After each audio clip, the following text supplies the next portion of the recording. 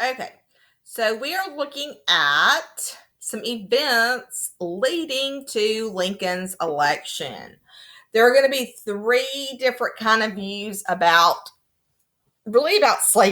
slavery. The free soil movement.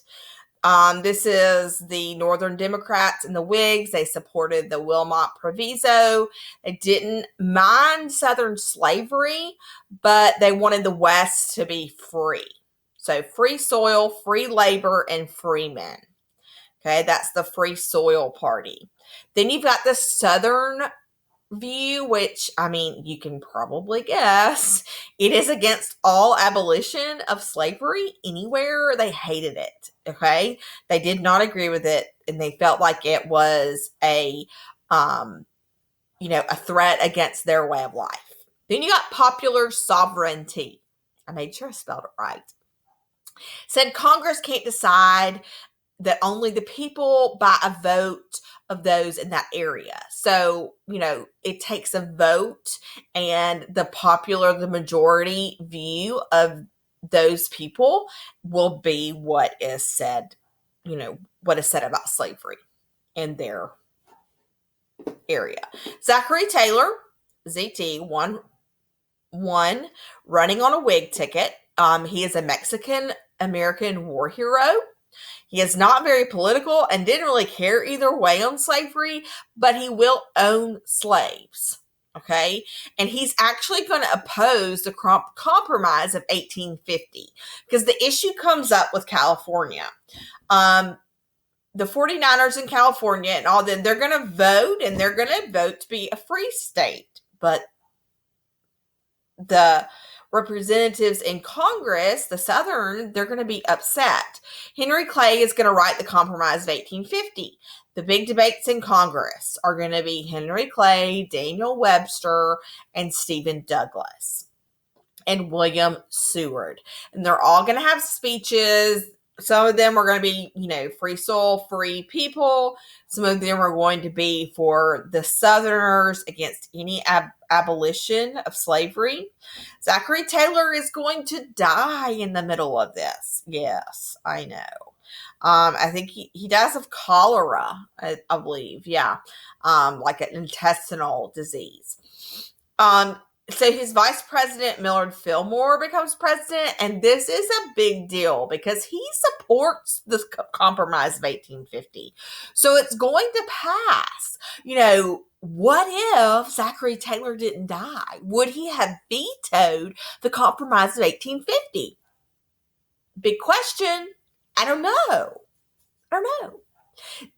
Would it have affected history? I don't know. It might have delayed. It might have moved the Civil War up. Is the Civil War inevitable? I think you have to say that it is. That is something we will talk about. But, I mean, timeline-wise, could have affected that. So, this bought time, Compromise of 1850, exactly about 4 years, okay? It strengthened the North, and the Fugitive Slave Law becomes very controversial, okay? That's what's going to be added into the Compromise of 1850 that is going to appease the Southern vote. That's why it's going to pass, okay? The Fugitive Slave Law. This is part of the Compromise of 1850. Okay. Only reason the South passes the Compromise of 1850, it will drive a wedge between the North and the South because some will disagree with this and some, majorly. It was a reward system for returned slaves, for slaves that had run away. There was no trial. So, any slave captured or free black man could be said to be a returned slave. See how it's very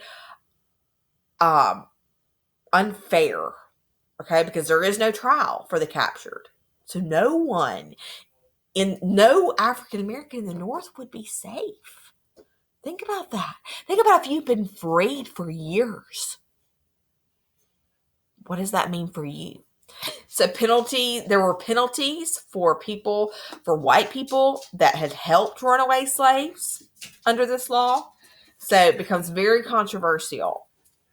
I've got little arrows that are drawn down the railroad, the Underground Railroad. Remember that it is not an actual railroad, a physical railroad. It's not a physical railroad. We're going to look at the drinking gourd and show how it makes the railroad, but it's not a physical railroad. It does have conductors and stations, okay, houses where people stay. Conductors, Harriet Tubman was the most famous conductor. She made 19 trips on the Underground Railroad, freeing slaves. Most of them went to Canada, okay? Some of them to the north, but the Fugitive Slave Act, it's going to be hard to be a free African American in the North. Now, there are definitely people in the North that are against it and will not, turn in runaway slaves. But, there was a penalty. So there were hidden clues in lyrics like the drinking gourd that we're going to look at, and symbols. Something maybe put on a porch of a safe house, of a station that you could stay the night along the Underground Railroad. Okay. Now, was it underground? No, not necessarily. Underground just means it was hidden. It was secretive. It was, it wasn't out in the open. Okay. Uncle Tom's Cabin, one of the most influential books that was written by Harriet Beecher Stowe in 1852. Why was a book a big deal? Well, here's what a book does. You get a book. This is the closest book I've got. It's a magazine. But anything written in paper, where can it go? Where can it go? It can really go anywhere. We have free press, right? Free press. So anybody can read this. That's what's going to be a big deal, because it makes slavery real for Northerners and for Europeans. It's going to bring it into their home. They're going to read about it and see and understand the brutality of what is going on. Okay, so, and Stowe's book is going to be seen as truth because, it's a story and it's written by a slave. So, it really brings truth into the homes of Americans. Okay, and that's why Lincoln calls her the little lady that caused this big old war.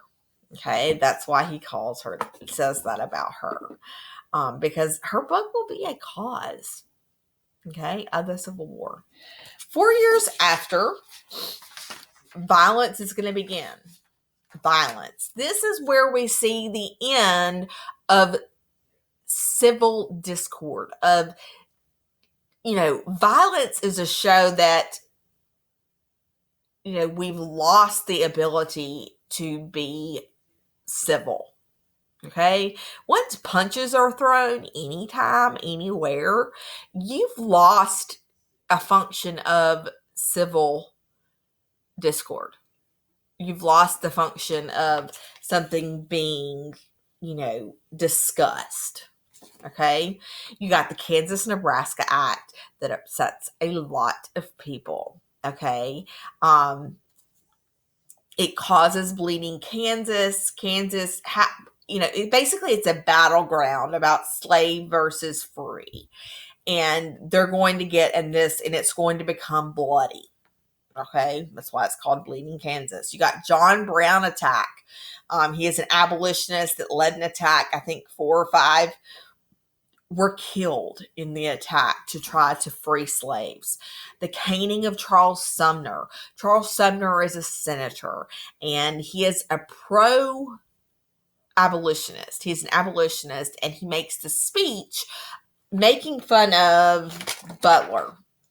he is another senator, and he is pro-slave senator, and he had a stroke, and Charles Sumner makes fun of the way he talks in his speech because he had had a stroke. But anyway, so Preston Brooks, he's a representative. So we're talking about Congress people, okay?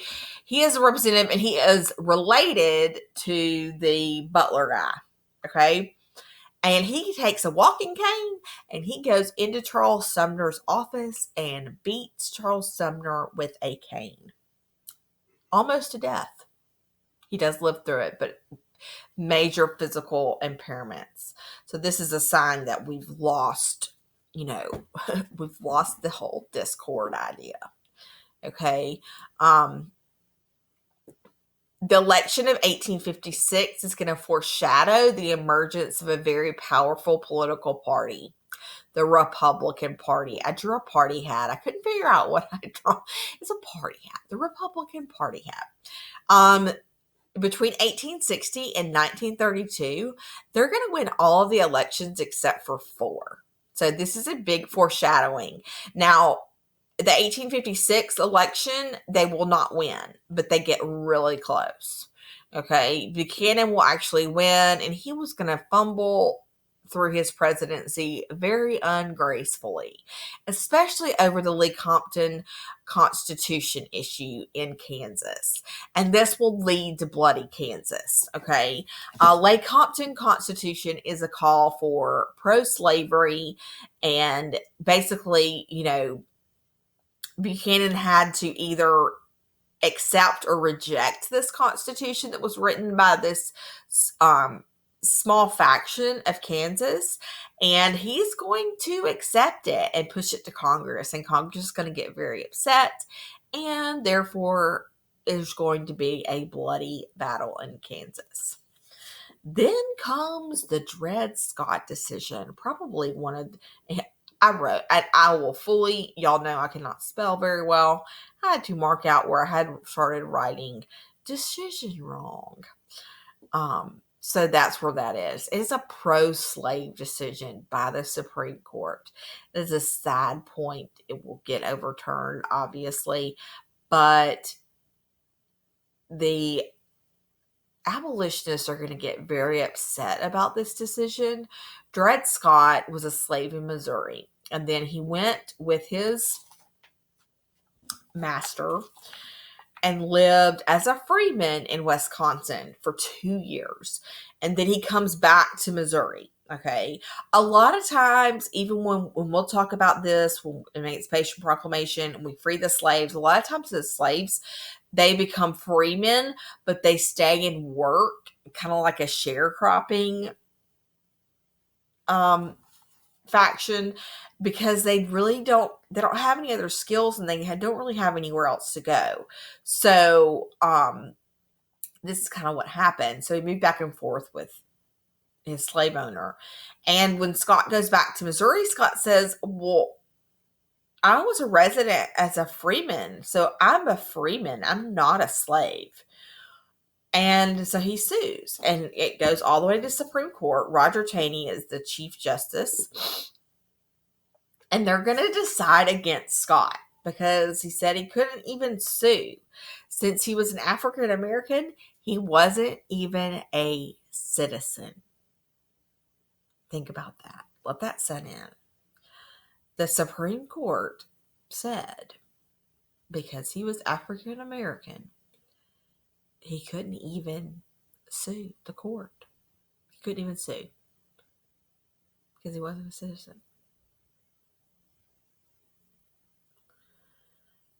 So, major decision, and it was a major victory for the pro-slave Southern factions. Okay, sadly. But it was, that's supposed to be an exclamation point right there. Remember also we are studying history. We cannot rewrite history. This is what happened. Okay. So the election of 1860, this is where the bricks start falling. The states start coming apart. Okay. Lincoln didn't run on the platform of free slaves, but he ran on the platform as like a middle ground to not grow slavery. Now, eventually in the Civil War, he will issue the Emancipation Proclamation. So he will change his standpoint. But when he runs as for president, okay, he is not running as an abolitionist, free all the slaves. He is saying that we shouldn't grow slavery. For example, the Western states, they should stay free. Slavery should stay where it is. Okay. Before he ran for election, he is going to run against the Senator Stephen Douglas, okay, in Illinois. And they're going to have these famous debates, the Lincoln Douglas debates. I think there's like 7 of them. This is where Lincoln is going to become famous on the political arena. Okay. He's actually going to lose the election, the senatorial election against Douglas, but he does get pulled into that political map, and this is where he's going to get known politically, and this is why he's going to be able to win in 1860. So when he wins in 1860, that's when you start to see what I call the bricks falling. South Carolina is going to be the first to go. They are going to be the first to secede from the Union, and then we will pick up from there. Okay, and we will talk about the Civil War.